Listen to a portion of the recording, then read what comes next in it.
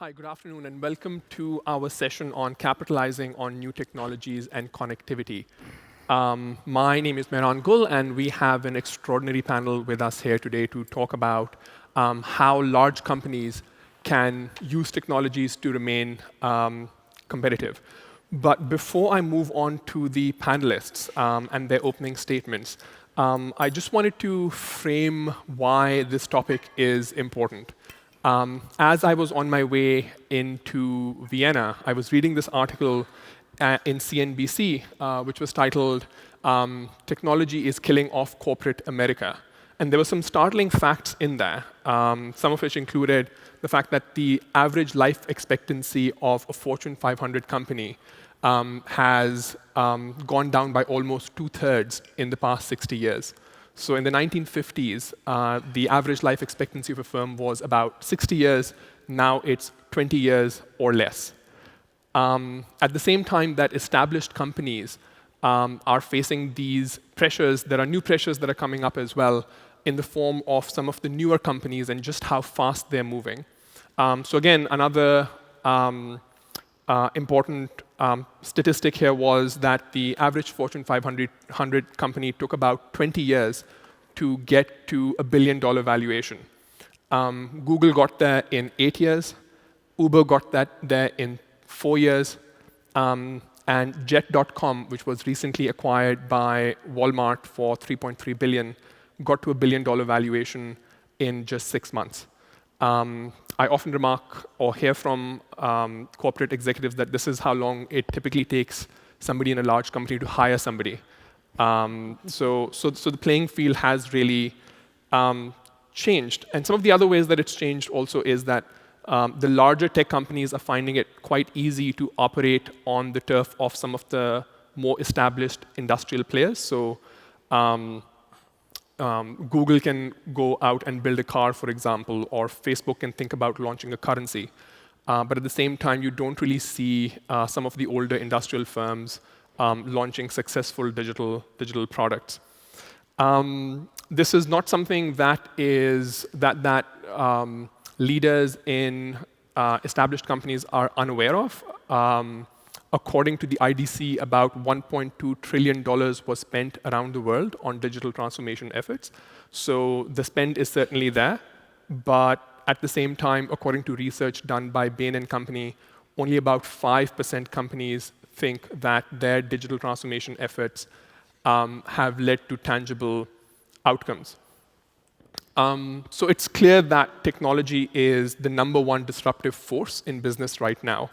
And the panel that we have here today will discuss how large established companies can better use technology and stay relevant and competitive and innovate as well. I'll start with introductions for the people that we have with us. Right next to me, I have Adam Cheyer, the co-founder and VP of engineering at Viv Labs, which was recently sold to Samsung. So he's a VP at Samsung as well. And he was previously the co-founder for Siri, which was sold to Apple. And he was for a while heading engineering at Apple as well.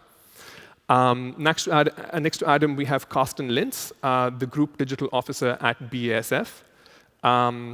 Next to Carsten, we have Karenann Terrell,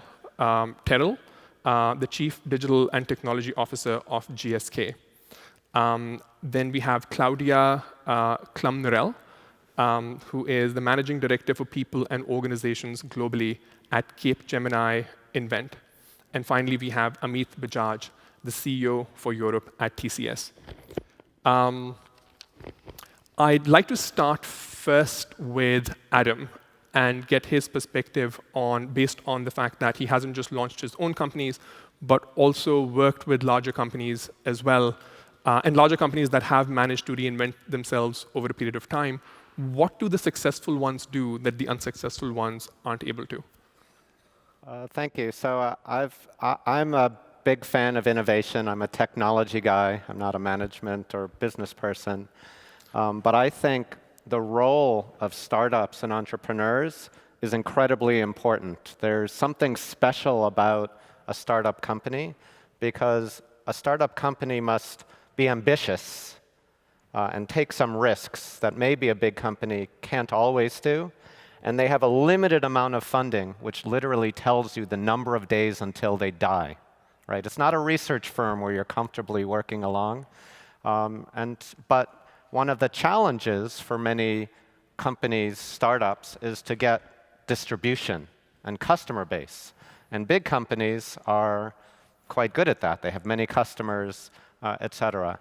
So one way that I've been successful is start as a startup, take a risk, die or succeed, but then at the right time, when you're ready to scale, go to a big company and see if we can bring, if what we've developed is innovative and fits their model. Because it's hard for a big company to take risks with those constraints, ambition plus desperation, I think I would say. So to be successful, there are many challenges. We were 22 people when Siri sold to Apple, which was many thousands. We were 28 people when Viv Labs sold to Samsung 3 years ago. They had thousands of people working in the area that we were doing. So just the technology and communication tools, we were very lightweight. They were very secure. Just how could we share documents together? We all fit in one conference room. Now we had to communicate. Most meetings had both people from India and Korea and US in the same meeting. How do you do that? The tools they were using, we were using lightweight messaging systems for communication collaboration. They were using different sets of tools. So how can we integrate? That was a big challenge, and a big part of the success is trying to align. We changed, I think, some of their engineering practices, and of course we needed to change also to fit into this. The other thing is, it was so important for us to be self-service, but with what we're offering, what we're doing. And I think that's an important lesson for all businesses, because 25 people with thousands, tens of thousands, hundreds of thousands on the other side within the company, everyone has questions. Well, we could spend all of our time educating our own company about what we do. So everything we did was based on APIs and documentation. We treated the external company as if it were an outside of our own company, and it had to be self-service, or we would never have survived, and they wouldn't have gotten the value that we meant to bring. So that, for me, has been one technique that I've used. Every division, and I know other companies, Amazon and others, have done similar. Every division that you have should clearly treat external groups outside of themselves as if they were outside of their company. Document APIs, produce clear support just on the boundary of where they need to interact. And then, inside the black box, try to be as autonomous as possible to keep culture, to be successful. So those are some of the challenges I faced and some of the methods that I've used to try to be successful. Great. And hopefully we'll have a chance to come back to you to talk more about what did Samsung and Apple do well to make that integration successful. Okay. Moving on to Carsten. Carsten, you've had senior leadership roles at both SAP and now at BASF. Can you speak to some of the experiences that you've had trying to change these very large companies and very old companies? Yeah, happy to do so. Do you really want me to talk in the ecosystem context or just generally? Just generally what you are doing within BASF to kind of change the organization, and if ecosystems are a big part of that, then. Okay, happy to do so. Fundamentally, what we're seeing is that, what we did in my last role, 16 years with SAP, and in my last role, I ran the Center for Digital Leadership. So basically, we were helping to navigate CXOs from companies around the world to drive their digital transformation. So we analyzed 380 digital transformations around the world, and we see a clear pattern there. So fundamentally, we see the majority of digital initiatives still geared towards efficiency and automation. So this is kind of the maturity. So nothing against also kind of predictive maintenance scenario, don't get me wrong. It's kind of really important, but it will definitely not change the game of the business that you're in. What you're seeing increasingly is kind of really a kind of reimagination of existing business processes that you're saying, before I do implement my business process, I put them at test. So every business process, I do a check once again, cross-check, and then implement it. So because otherwise you run into the problem that you're fundamentally freezing in the status quo. So you're taking, for example, 20 years old business processes, freezing them in with the digital icing on the cake, and basically have them for the next 20 years. And this is what you definitely don't want to do, because you want to re-energize, reinvent your company. We see less on the transformation of entire operating models, where you're really taking, for example, a complete part of your supply chain. I think it's a nice example what Adidas did, for example, really reinventing in an agile fashion their entire production. It's a speed factory approach. I really like that because they're taking agile principles to the manufacturing world, like the MIT is also suggesting. And I think the most holistic view of running a digital transformation is running it through the lens of a business model transformation. I'm not only talking about that because we have written a book on radical business model transformation, but I really find it interesting or intriguing that you can leverage business model transformation as a means for your digital transformation, which means that you basically are changing your company very holistically. And this is also a bit the downside, because you have to change the front end, so the value proposition, the value delivery, the back end, how you create the value, and also the monetization mechanics at the same time and in a synchronized fashion. And if you do that, the opportunity is really huge, because you're really fundamentally changing the way you do your business. We're seeing that in many ways. Car OEMs become mobility service providers that holistically orchestrate ecosystems, for example, and offer mobility as a service. But at the same time, it's more difficult because it's a massive change which cuts across many organizational silos. Typically, we work in our vertically integrated silos, and digitalization is a horizontal phenomenon. In that case, you have to cut across these organizational silos. And at the same time, our predictive maintenance scenario we can do in a nice isolated fashion, because we have our engineering team, we're into that, we're into processes, we're into efficiency gains, we can do that locally very well. But the business model transformation part is much harder, because it means like you have to fundamentally change, cutting across different organization entities, so you need the backing of the executive board. Otherwise you cannot succeed.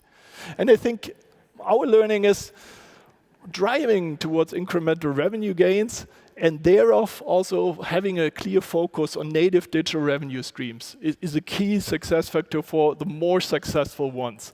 And also bringing these different elements that you're transforming in a synchronized fashion in a future state. Because what we clearly found out is if they are not aligned in the end state, there is a high probability that the entire organization, the transformation that you have done with all that sweat, with all that passion, with all that heart invested in there, can then flip back. So really make sure that you really bring that in an aligned, manner to that state. Mapping that into the BASF world for 2 minutes, if I may. So I think ecosystem is really a fascinating thing, because kind of you have two ways of driving that. You have the data-driven way, and this is kind of what I would suggest, and the other one is the platform-driven way. So quickly going up the platform way. So typically you start with web shops, you're getting closer to your customers. In many ways you do digital forward integration. You don't have to acquire all the assets that sit in front of you. You can cut out the middleman, so you're moving closer to your customer. Then typically you want to get others on your platform, which are complementers at the beginning, and then later on you're moving even your competitors onto that marketplace potentially. Then you go into Moneris share, what we have seen with Klöckner this morning. And ultimately then, if you really orchestrate an entire digital ecosystem on a platform, then you're resolving a customer problem very holistically. And this is why my suggestion also in terms of managing or looking at ecosystem, really kind of what is the ultimate holistic customer problem that you want to resolve? And then which stakeholders who bring different value contributions to the table, to that solution, do you have to orchestrate horizontally? I stop here because if I double click on the data side, I think I don't leave you the time which you deserve. And I stop here and would rather like to discuss the data topic in the next round. Yes, and would love to also hear more from you about how, after you've identified the customer problem and brought all the players to the table, how do you actually orchestrate that? Because it's kind of putting the pieces in place that tends to be the problem. I think I have two examples which I'm sure you have 2 books. I'm sure you have 2 books about that as well. No, I might explain that. That was the promotion part, you know. So we have Karenann, who has a very similar role at GSK. So we'd be very interested in hearing about what are you thinking about when you're driving to work in the morning? What are the big kind of opportunities and challenges that are occupying your mind? So when you look at healthcare in general, it is the greatest example of an interconnected ecosystem. And so in the area of life sciences, GSK is interesting. It has a largest consumer healthcare business in the world. That's over the counter. It's the largest vaccines company in the world. And it is a pharma company with new platforms, especially genetically inspired, in order to drive mostly immunology, immuno-oncology. And so at its face, it can look like 3 separate business. When you actually look at it through the lens of technology, there is a lot of leverage opportunity to think in the customer paradigm through to the how is a doctor also like a customer, and how are our patients just customers that got sick. So I think I'd make 3 points. The first one, in terms of what I think are the challenges inside of a company that has a diverse business model, consumer, vaccines, and pharmaceutical. The first one is the understanding of the focus on the customer, and that maniacal focus on the customer is already present in the culture of life sciences and pharmaceutical companies, because the patient value is the reason why some of the best technologists or some of the best scientists in the world decamp from where they are or make their careers in GSK. And so, but the assurance that patient focus and the focus on the customer actually lines up with the experience. It's clearly in the mission, it's in the culture, but that we actually embed into the ways of working the customer's voice, and that customer focus for all of our businesses can be a challenge, because everybody will say patient focus is our culture. And they will turn back to their bench science and look for the next most important innovation, or will turn back to their supply chain line and look for efficiencies in their supply chain. It's the being able to, through technology and the processes, to make the customer ever present. The second thing that I would say is our ability to solve in this very, very complex ecosystem of healthcare, our ability to solve without partners the problems of great medicines, getting those quickly through the regulatory process and the clinical processes all the way to the patient is impossible.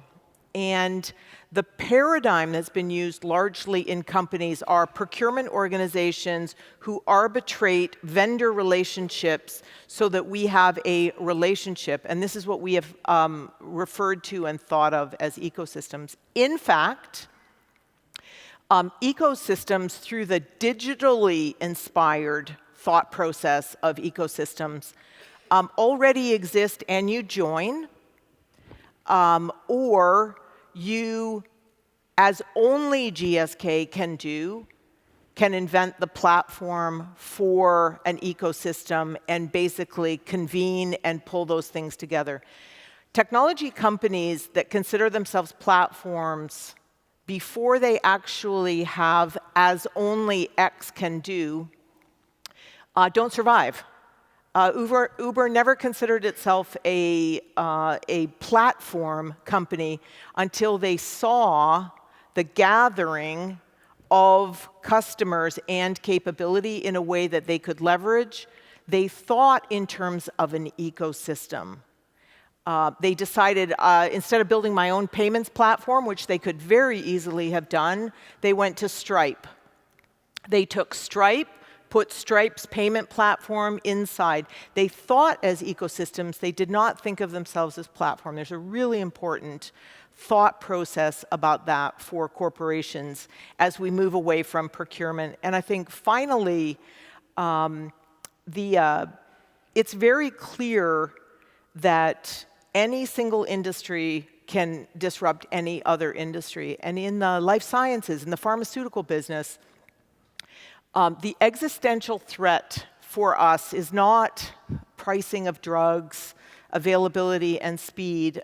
It is that horizontally, data, technology, compute capability, not social networks, but all of the real hardcore technical assets that exist outside of the hands of the scientists, the 300-year-old pharmaceutical companies, are planning healthcare horizontal disruption. And they're doing that on rule number 1, which is focus on customers. They have figured out the secret sauce of their focus on customers, and they are leveraging those pieces. And being able to both partner with them as our friends and potential future, I was going to say enemies, but I meant competitors. That frenemy landscape is one I believe that GSK is really focused on understanding how to play chess in that environment and not checkers. Great. And I think that's so many of the potential partners that you might find in your ecosystem might fall into the category of frenemies is something that we might want to come back to later. And I'm sure sort of, we have one such frenemy on the panel. I think we have 2 frenemies sitting at the end of this in a good way. Of this panel. So May I ask one quick question? Kind of, has your customer been in the past the medical doctor and is now the patient? So I think it's the same question of a consumer goods company. Does the consumer goods company sell direct to the customer, or do you sell through a retail channel? The answer is yes. The answer is not, it was, but it will change. The answer is, at least while I'm alive, I think, to the pharmaceutical industry, we will sell to doctors who have those relationships, and we will inform and help from a real-world evidence and from an improved experience the patients. But really, the medicines that we're talking about are directly aligned to doctors. Maybe vaccines are a bit more like a consumer device, more like a consumer goods, but in the hardcore of our medicines, it is to help the patient, but through the doctor. Thanks. Moving on to Claudia. Claudia, you have a very different perspective from the other 3 panelists who've spoken so far, in the sense that their digital transformation efforts are mostly inward-looking. Yours would be mostly outward-looking towards your clients. What are some of the pain points that you're seeing when you look across industries? What are people worried about when they launch their digital transformation programs? Yeah, so when you look at what Capgemini does, we're a technology company. So what I do within Capgemini, the people aspect is probably not a very typical one. Yet when we started looking at how to really deliver outcomes on this so-called buzzword digital transformation, what we saw is it's actually not a technology problem. It's a people and an organizational issue, foremost. And most companies fail because they don't have the right talent. So there's a lot of research around what kind of talent is missing. There's studies around how culture, organizational culture is making digital transformation efforts fail. It's a lot around, do you have a vision or some kind of direction to align people? So it's more around this people aspect why digital transformation or technology encounters fail. And like my career is like half in the consulting industry, half in the automotive industry.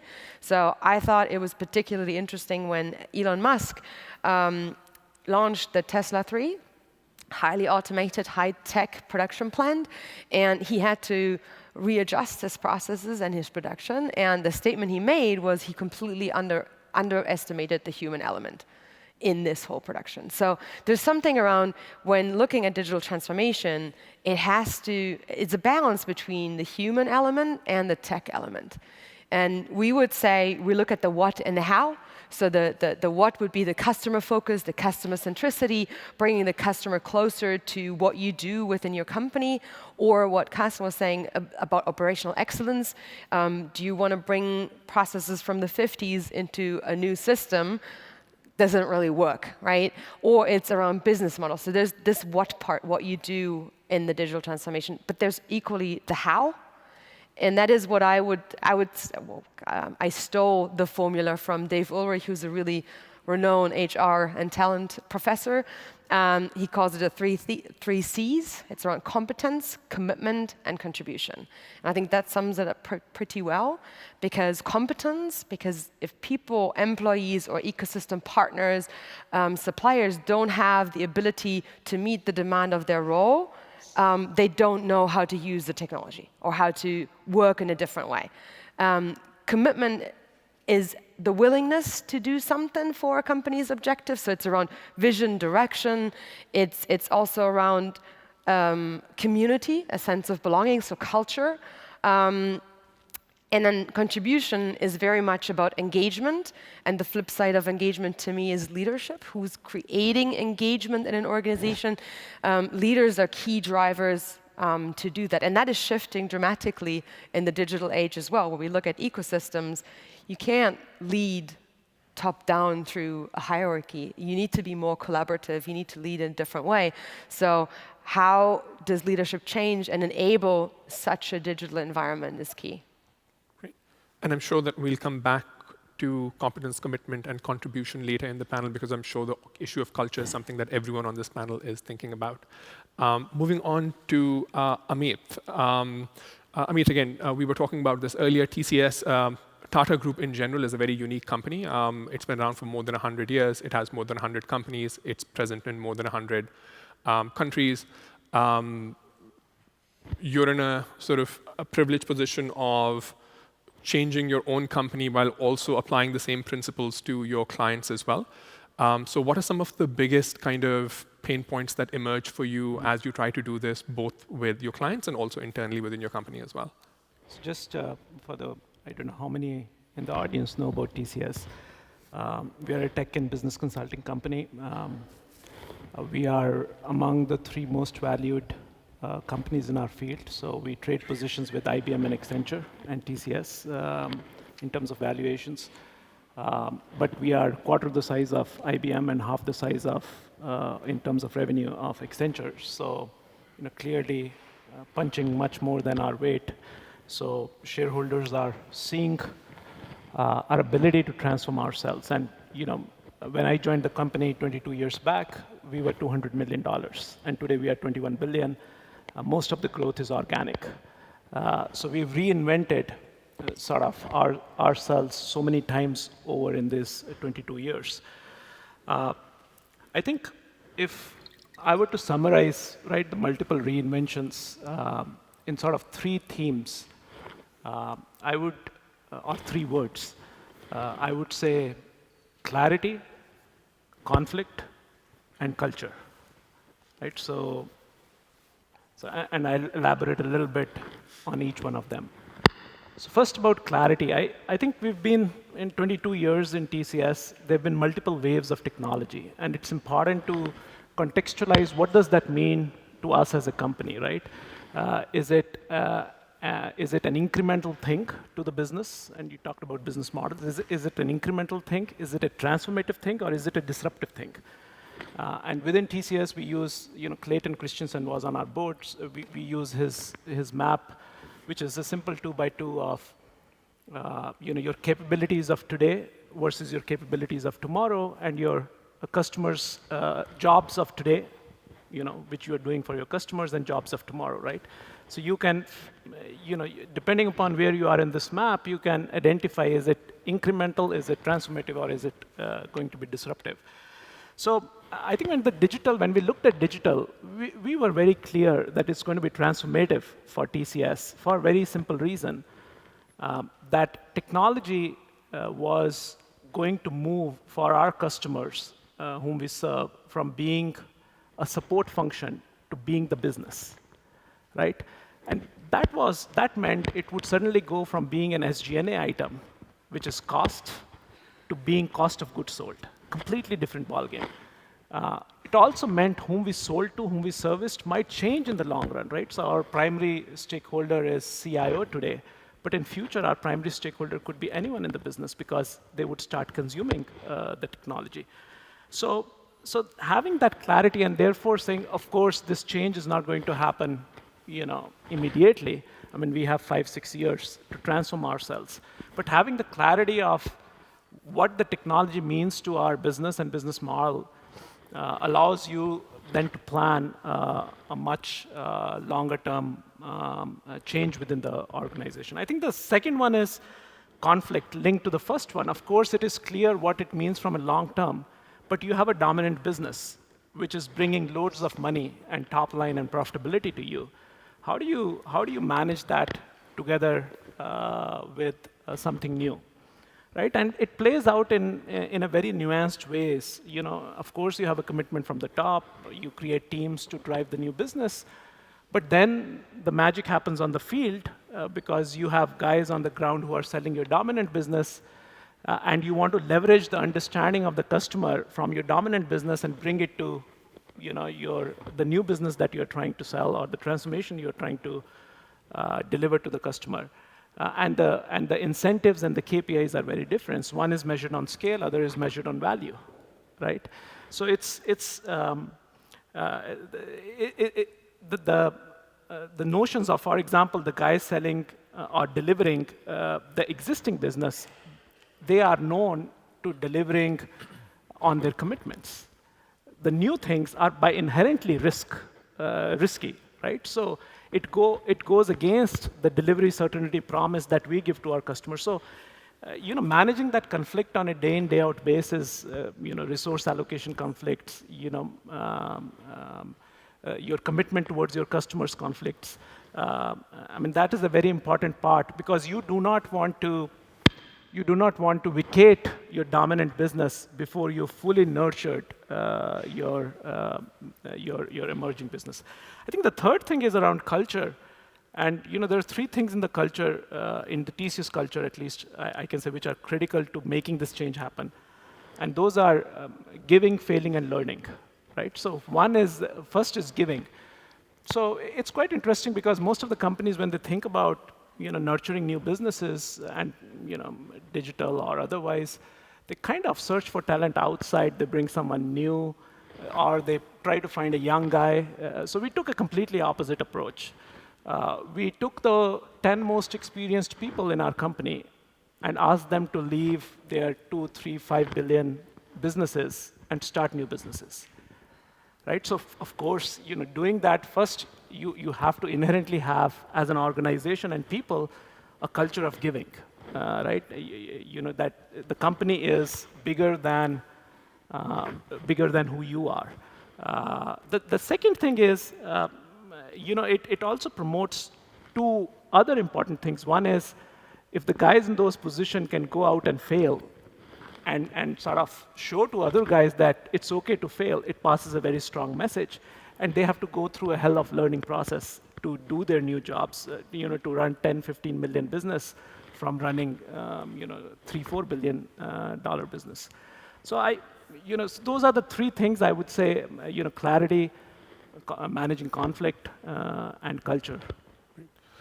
You mentioned a very interesting point about sort of the dilemma between how do you manage the existing business that is making revenues for you versus also creating the business of the future, which right now a lot of people might not be incentivized to focus on, especially your best people might not be incentivized to focus on.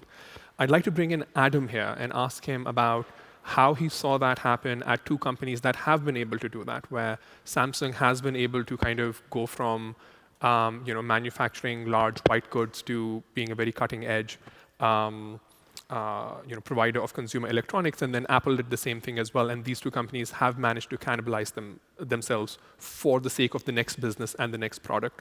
What do you think they did well to do that other people are not doing very well? Yeah, I love the quote by Vint Cerf today, if someone is going to eat your lunch, it might as well be you. I thought that was really interesting. So I think Apple has done it in two ways. One is, at times, they were leaders and innovators. With Siri, no one was doing Siri-like things before Siri. In fact, no one was really doing AI-like things. When Steve Jobs went on stage and they said, "Why'd you buy that search company, Siri?" He goes, "They're not a search company, they're an AI company." And it was almost like the beginning of now the next 8-9 years have been about AI. I think Steve Jobs saw it first. They had short-term success. When the iPhone 4S came out, Apple's, it was at the time the most successful technology product launch in terms of margins. Their stock price went from $350, and in 6 months went to $650. They became the #1 market cap company in the world, just on the idea of this kind of new type of interface for a very similar phone. The iPhone 4S was pretty much the iPhone 4. So they had some short-term success in being bold, but they've also been very good at being patient in many cases and waiting for the right time. So they've been doing Apple TV forever, but now, years later, content is completely changing. And they now have a platform and experience in a field that if they had launched this idea too soon, they might not have succeeded.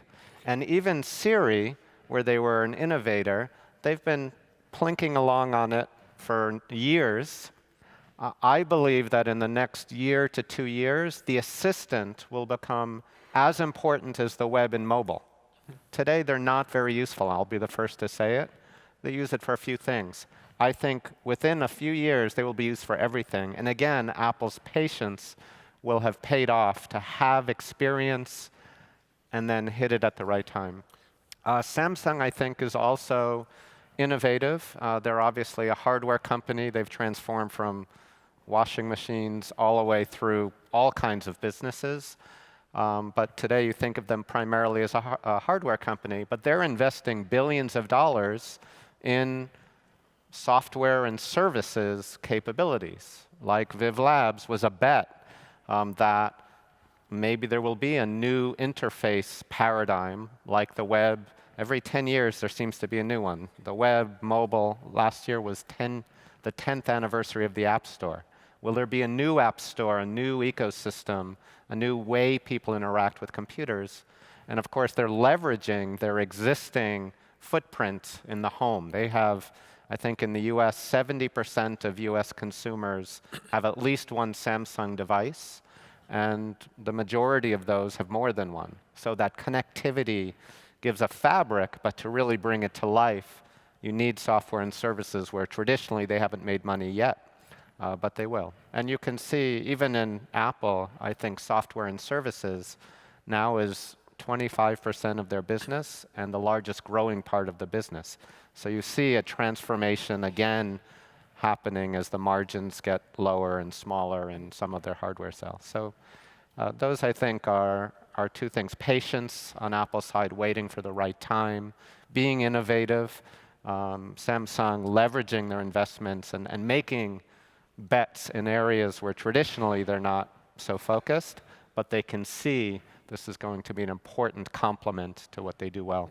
And I think an important question there would also be, how do you deal with the failure that comes with maybe not making the right bet about where your industry is going, and then the slow kind of response the market has had, for instance, to the Apple Watch, for example, or what Google saw with Google Glasses. But I'll probably bother you about that later offline. Sticking with the question. Add one element on that, because I like you said patience. I would have probably faced continuity or consistency. Yes. Because what I see also with companies, I mean, this challenge of managing your existing business and then the theory of jumping to the next S-curve has been there for long. What it does today, the speed is so immensely that you're forced to think about that in a in parallel. And that is what's overwhelming, and sometimes companies go this instead of following that longer direction. And what you were talking about, I think, is pretty much exactly that. They had a broader vision, and even if you like have little zigzags or maybe failures on the way, but there's a certain continuity and consistency in the strategic decisions they take, and that takes you on that path. So I think that's what I saw in the companies that we looked at, crucial to managing this journey to digital. Yes. If I may build on that before, it's really interesting that you're saying that it's also a misunderstanding with Agile. I mean, oh yeah, that's my favorite one. Basically, achieving Agile is an outcome which requires very rigid principles that need to be applied. Then it becomes Agile. But also it means Agile doesn't mean you don't need a strategy any longer. It's really, we discussed it also this morning on the panel, that kind of really looking into the future and saying, you know, I have at least a vision for a desired end state for my transformation is super pivotal, because otherwise you cannot make use, as you said, of these strategic options which are out there. So I think that's also a misunderstanding which I'm seeing in many discussions. So glad that you brought that up. So I'd like to bring the same question to Carsten and Karenann as well. Do you see a tension between your current business and your future business? And how do you navigate that? Yeah, that's a good question. I mean, I argued for an innovation-led transformation, not transformation for the sake of transformation, but really innovation-led, which means like you're innovating for the future instead of digitizing the past. That was I tried to bring across in my first point. I think you need to go through it case by case to really answer that questions. On the platform-driven side, it's really, I mean, a web shop is just a digital channel. You're moving closer to your customer, basically cutting out the middleman distributor, which sometimes do not add so much value. Potentially you can increase your margin, you get a margin uplift. No problem at all. No cannibalization, no disruption. Marketplace getting a bit more challenging because typically after getting the complementers on, then you want to get your competitors on the same platform, which makes it a bit harder. So then you have to go into minority share, for example, make a legal entity, becoming more difficult also from a regulatory perspective. I think the most interesting piece is, from my perspective, the ecosystem play. If you open up a platform, you really want to resolve a customer problem holistically by orchestrating many stakeholders. I give you an example. I mean, we are world-leading chemical company, so leading chemical company in the world, but fundamentally we're pretty distant from our end customer. So we have many value-adding steps still until it really reaches you, for example, despite the fact that I know in all your lives there's a certain role for us to play. And the key strategy for us is to move closer to our customers by digital forward integration. Just thinking of one case. Now you might laugh because it's not the typical chemical case that I'm talking about. I mean, we're into shrimp farming. So we provide shrimp farming as a service. So imagine you're a shrimp farmer, and this is quite a big business in Singapore, it's quite a big business in Brazil. And kind of, when can you make your shrimp farm very successful? You need clean water. So water purifying technologies is pivotal. It's about vitamins, for example, for the shrimps. Then you typically need to know how do you get a high price on the menu of a restaurant. And this is exactly the logic that we followed. We built an ecosystem for high productivity when it comes to shrimp farms, based out of Brazil. And kind of we brought together a one-star Guide Michelin chef, several companies for water treatment. We added our know-how on vitamins and animal nutrition because we are quite good in that. But fundamentally, the problem that we're solving with that shrimp farm is much larger that we could provide all the ingredients for success. And if you go on Aquada and go on the Google store on Google Play, fundamentally you find that app there which helps you to manage your shrimp farm. Now the question is, why are we doing that as a chemical company? It's super important for us because fundamentally what we're doing there is we build up native digital revenue streams. I mean, if you think for 1 second, we will always remain a chemical company, but fundamentally we will embed digital in everything we do. It's not like you have digital and you have business, but we make digital an integral part of our business. And this means like we embed it, but at the same time, we also provide standalone digital offerings which sit next to our core business. We're doing a similar thing on that. And if now I think that through, fundamentally, in many ways, you don't have so much cannibalization as most people think. So I've seen in many organizations that logic, we shoot for disruptive, we shoot for business, we set up a unit which will cannibalize our core business. And you can do that, of course. But in the interest of time. Yeah. Let me give there's always going to be tension between the current business models, which are providing the valuation of the company, the cash of the company, the talent of the company, as you actually look at transformative concepts. The couple things that I think the companies that are making fast pivots on that do right, they follow the culture of the organization in order to actually drive the digital change. They don't let the crazy technical people sitting here with the crazy digital officer go do crazy things that go directly against the culture of the company. You've got to use and carve the vein of the culture in order to go and drive the change that is necessary. And every single culture, if your culture is do a skunk works in California, ours is not. We are a 300-year-old life sciences company. So ours is to actually look at the reinvention of the key elements, which are the drivers of our business model and our culture, and prioritize them. Don't get distracted with little d digital. Focus on the things that are the highest priority that you can do, and just do the hard work on the culture, which is a hard thing to say as like new girl. I've been there for 2 years. Learning and being a part of that culture is absolutely critical, because you buy something like Siri and graft it on, and Siri says we don't want to be part of Apple. There's no Siri. And so I think that this is a critically important component that you have. And the second is that you constantly, Omar, the strategy officer of Accenture, has written a book called Pivot to the Future. It's really about looking at your current business and how you drive it while you actually bring up new pieces.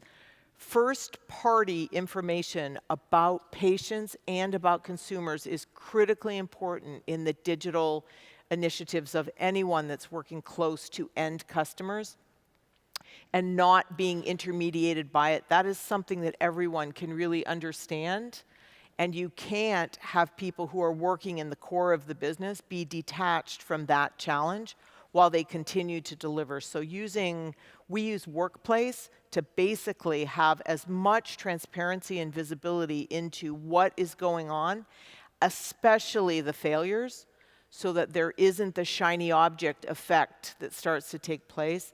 And I think that that's how you actually pivot. We make lots of mistakes in getting that right, especially as the angst of the quarterly report and the annual planning cycle happens. But you have to do it, in my view, directly up through the middle of the organization to have sustainability, to get the talent to move, and to get the talent to integrate, stay, and be inspired by the mission. I think that you have to take the things that you are doing in the context of the culture and the company's mission. What is very... What is the percentage of business that you're setting up or ventures that would rather cannibalize also parts of your existing business? Is that something that you're saying you don't do at all, or just in 1 minute or less? We just want to throw 2 questions just so that we have some audience interaction. I think if you look in the broadest sense, commercial salespeople that carry the bag through the doctor in a reinvented way would actually have a doctor pulling the information that they need. And so how do you think of cannibalizing of business? We will still always be in the great medicines, in the innovative medicines business. For instance, we will not 3D print the oncology drugs of the future. So the cannibalizing element in our world has to do with really pivoting from one model inspired by 300 years to a model that's inspired through the capabilities of digital and the consumer mindset of the future. So it maybe isn't taking business away from one, it's reinventing to get the growth. So we'd like to open it up for the audience now for any questions that you might have. We have mics running in the aisles. So any questions for any of the panelists?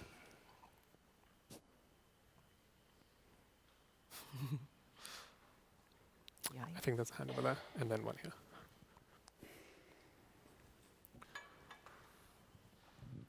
Well, I would like to check call it a theory, call it a hunch, or a suspicion with you.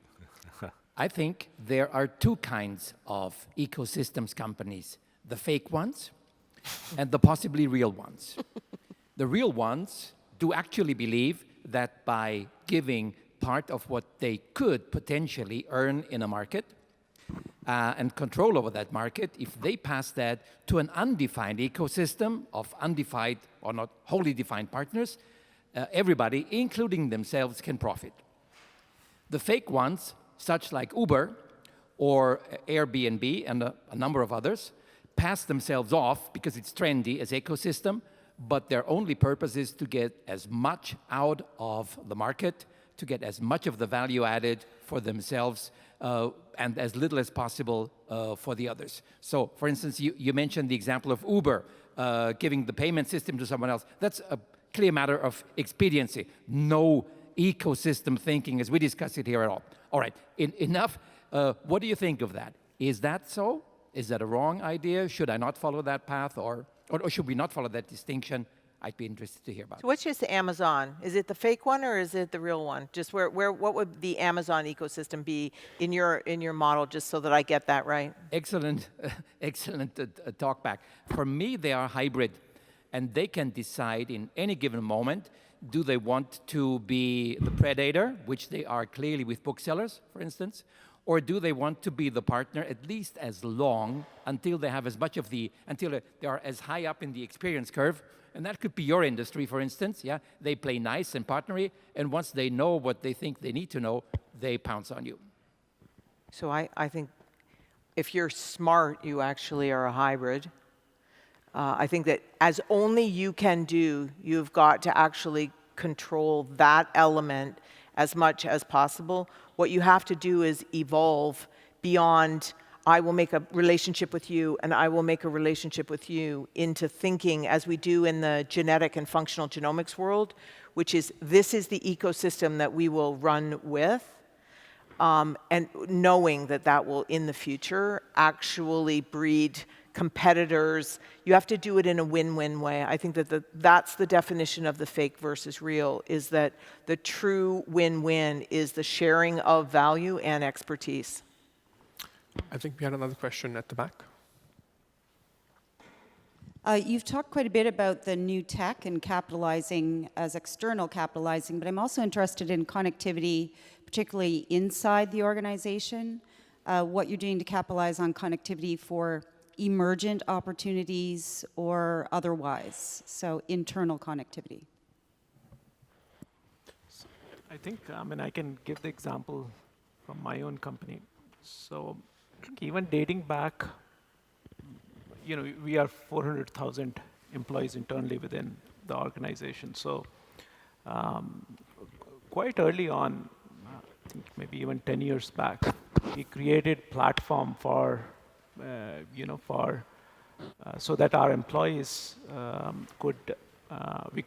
they could contribute towards any problem solving, right, or ideas of any sort. So we have an ideation platform, we have a problem solving platform, and as the technologies have improved, whether with Yammer or with Microsoft Teams or other things, then you make a bilateral communication much easier as well. So you have a development platform. So, the average age within my company is 28, 29 years. So it comes very naturally to most of our associates to share, collaborate, solve a challenge, contribute. That is where they get. That's where they get the kick. And I would add, probably my company, our company has followed the same kind of path our clients do. So we are 210,000 people, very different cultures, very different age groups.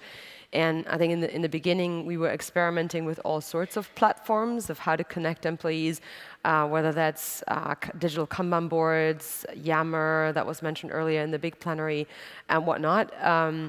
But what we found, and that's probably now a shift since about a year or so, if you use hundreds of different tools and platforms and allow, we call them the fashionistas, so it's kind of hunting the newest and best gadget.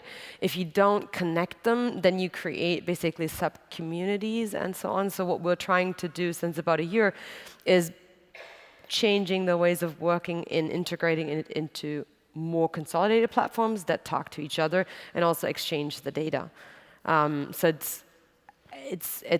it's a similar challenge like you do work on customer platforms. You have the same trend, right? So you design all sorts of apps and services for your customer, but when they're not integrated, they don't deliver any value.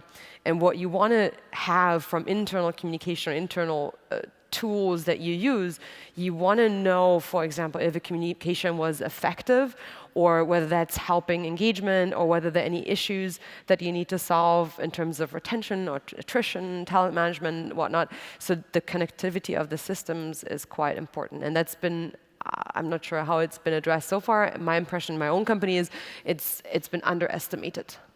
Can I just add one thing, and that is, one question I got from our employees as we set what I think is a very forward-thinking ecosystem of expectations of how the partners would work together was how the employees would have access into those companies. They could see how our company-to-company ecosystem worked, but they were looking primarily into, do we have access to their learning platforms?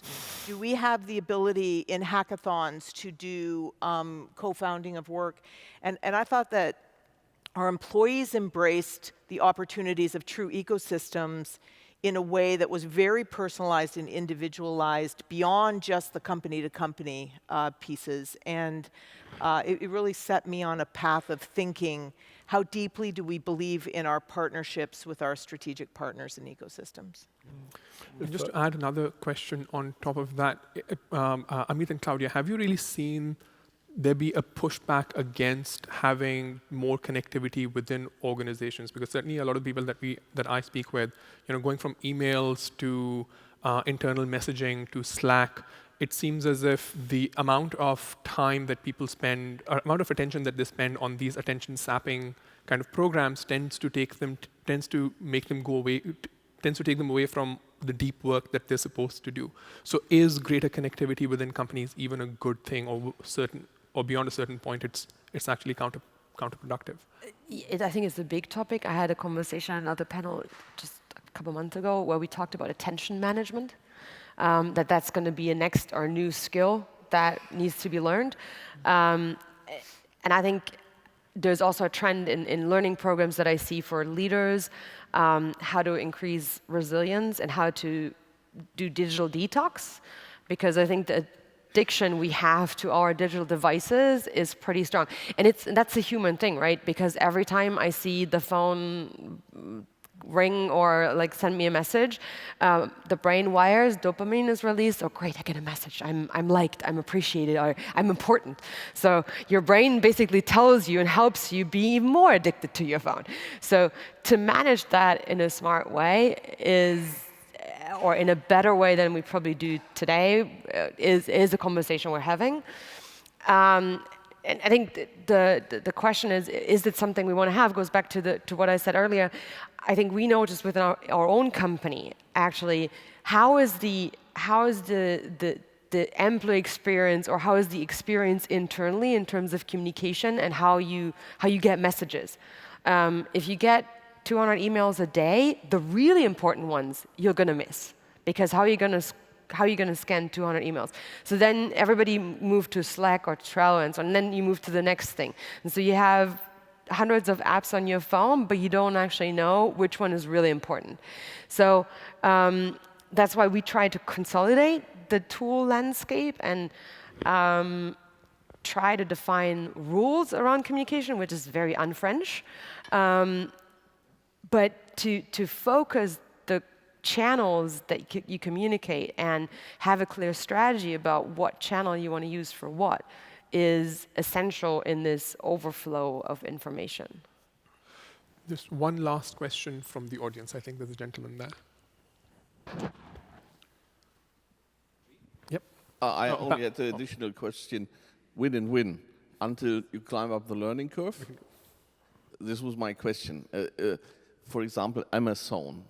The problem is, I believe in win and win, but what can happen in the ecosystem that it's started with win and win and do not be evil until the learning curve makes the platform owner so sovereign to do whatever he wants. And for example, Amazon starts to be competitor of its market participants. So isn't this a problem? And how can we keep the win and win? I think you have to put rules in the win-win-win. I think when we think of our ecosystem that we run, we are really clear about the principles of trust, transparency, and co-investment. And those go both ways. And as we get more mature as an ecosystem, we actually define those things of trust, transparency, and co-investment, and then we will continue to add sets of principles. But it isn't here's your rule set. It is, in trust, we want to see your pricing, and you want to see our pipeline of opportunity. And in all of those things together, we are going to trust that we will progress one step. And then bad behavior occurs. And bad behavior has got to be dealt with. And it has to be dealt with inside companies, has to be dealt with inside of partners. But you have to actually codify things and say, and have really hard discussions around accountability when things go right and when things go wrong. So I just don't think that you can expect emergence of win-win without giving it a little bit of structure. So there was actually another gentleman back there who was waiting for the question as well. Yes, yes, thanks. We know that generally accounting standards are quite rigid nowadays when it comes to recognition of intangibles. But this is anyways a boring subject for accountants. But my question is, when a digital transformation is started, how often we start with the idea only of the costs, and how often we start with the idea actually of the value that we are going to bring and that we expect in the organization, and how do we push this down to the actually how do we push it up to the boards and to the shareholders? If I can call on Amit for that question. How often do we start with digital transformation with accounting, with questions of accounting and cost, and how often do we start with questions of value and what we're getting out of it? I think, there was also the whole Amazon question. I think there is I come from an organization that has been around for 150 years. You don't survive that long if you don't take a long-term sustainable view of the business, right? So it boils down to what is your guiding business philosophy? Do you have alignment of purpose and values? It's very easy to figure out whether you have alignment or you don't have alignment. Are you taking transactionally, or are you taking it more strategically, long-term partnership way? It's easy. So so from that perspective, it's quite, I think that is what defines the culture and the approach of any business. And to me, those things play out in maybe decades. They don't play out in a year or two or quarters. So at least from our perspective, we do take, we take the non-tangible first, and then we go to the tangible. That's the approach that we take. Okay. If I can have a very quick response from Claudia as well. So there's actually a bit of research around that. It's a really good question. And that's what I see, most companies, or a lot of companies, they talk about using technology to save cost. And about 1/3 of them use it to rethink their business model for growth opportunity. And I think I've seen it when I look at the research in the companies we talk to, it has to be equal in order to be successful. So if you're only doing digital transformation to save cost, you're missing a big opportunity to engage and motivate employees, because nobody wants cost cutting after cost cutting after cost cutting. People get tired. So it has, in order to work, it has to be a mix.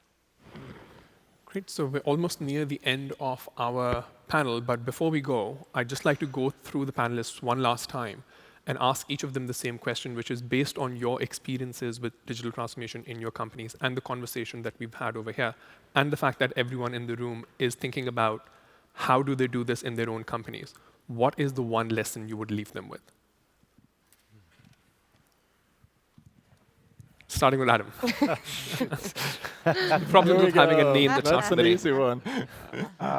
For me, I think just the importance of innovation at any company, at any level, and finding the right way to do it for you, whether it's taking a strategic, continuous, patient time for the right moment for something you believe in and investing over time, to making bold steps, as Apple has done a few times, to finding the right balance of doing it internally and looking to startups with their specific advantages and disadvantages to bring into your company. So for me, I think innovation is at the heart, and there are different ways to approach it, but it needs to be central to everyone's business as they continue to change over time. Great. Carsten? My first one would be building on yours and Claudia. So it's really not digitizing the past, but innovating for the future. Not only saving costs, driving automation, efficiency gains, but really kind of innovating, driving new, also native digital revenue streams. The second one, I think, is kind of a mindset or a mental model when it comes to ecosystems. Just think, we have been socialized thinking in terms of organizational silos. And a platform ecosystem is about exposing what you can do best. Just think about expose what you can do best, that others can co-innovate, co-create the future together with you. And my last one would be, we haven't touched upon that, but it's really close to my heart. I mean, if we touch upon the topic of platforms and ecosystem, ultimately we couldn't have discussed that without mentioning AI at a certain point in time. And there are tons of opportunities, but there are also some risks and threats to that. So I would say, if data and algorithm is king, then moral and ethical integrity is queen. And I think we should not forget about that. Karen? I think that ecosystems, if Marcus Buckingham's view of an individual is that they need to find superpowers and strengths and focus on their strengths and not their weaknesses, the very best way from a company point of view to think about that is to actually understand the strength of the company and think about how you play that in ecosystems. If it's about your weaknesses, participate where that gets filled in. But in the really enduring ecosystem opportunities inside companies that are natural, they are strength-based.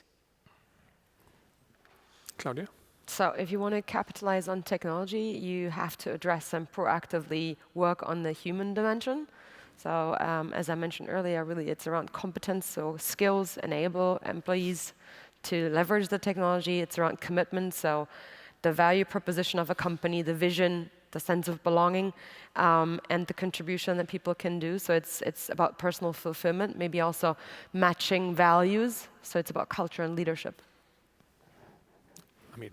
I would say drive it from within and start early because you need to give it time. Yeah. Great. So Thank you.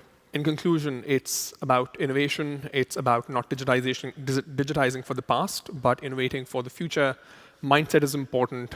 It's not just AI. Ethical integrity is massively important as well. Understand the strength of the companies and play that role. The human dimension and culture are paramount. And then drive it from within and start early. So those are in some kind of, I hope, if nothing else sticks, I hope those are some of the lessons that you walk out of this room with. Thank you so much for being with us. My thanks to the panelists as well. I hope you will give them a round of applause. And